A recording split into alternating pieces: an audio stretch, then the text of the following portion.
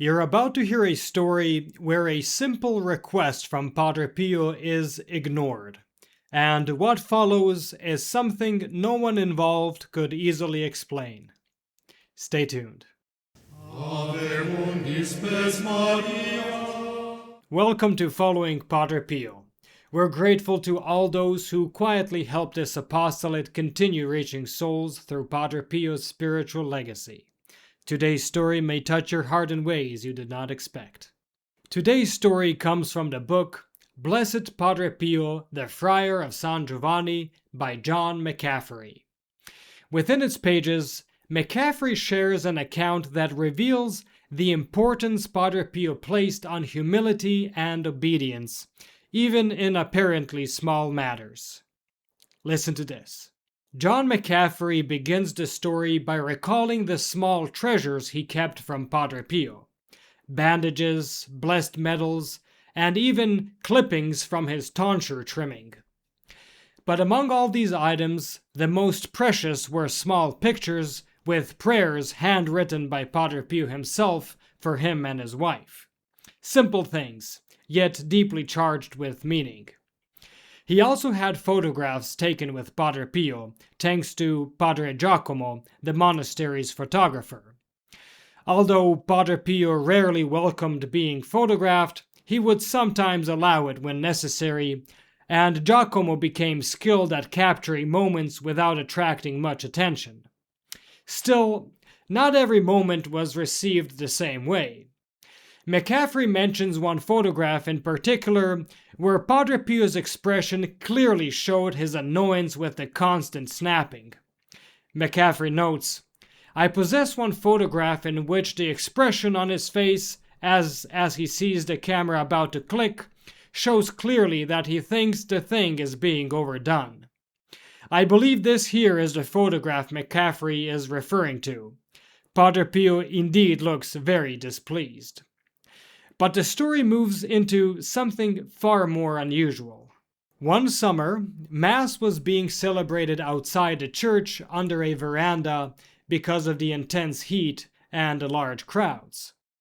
McCaffrey had the honor of serving at this Mass, and his friend, Gino Gisleri, was determined to preserve the moment on film. So determined, in fact, that he hired a local professional photographer for the job. After the Mass, Gino happily informed McCaffrey that the photos would be ready that same afternoon. But when they went to collect them, the mood changed. The photographer's sister told them that there was nothing to collect. "My brother," she explained, "tried to be too smart." "What do you mean, too smart?" growled Gino. She explained, "Well, as Padre Pio was coming around the altar, he saw my brother with the camera.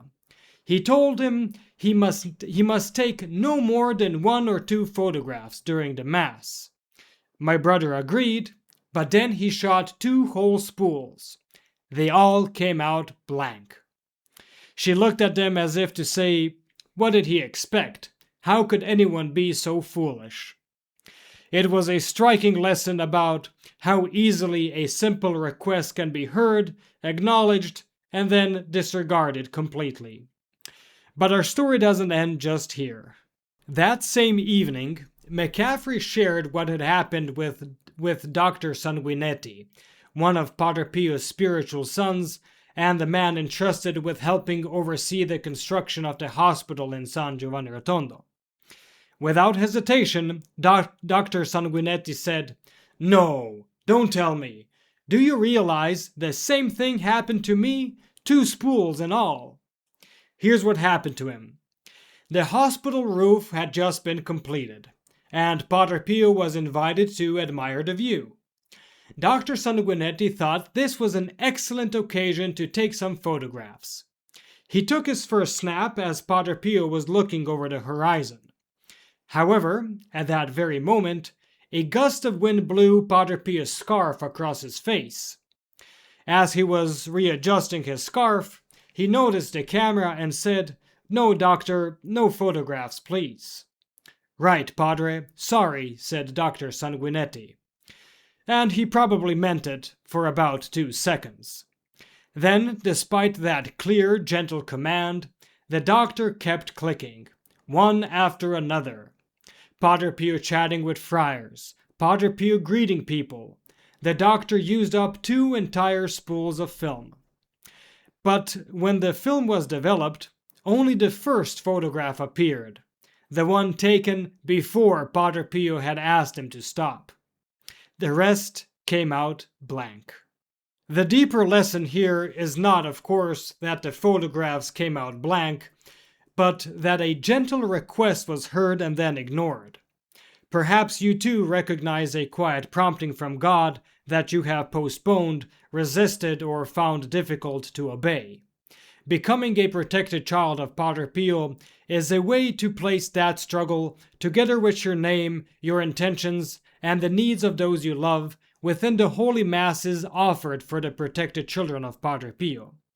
You will also receive a blessed image of Padre Pio and a certificate of participation as tangible signs of your place in this family of prayer.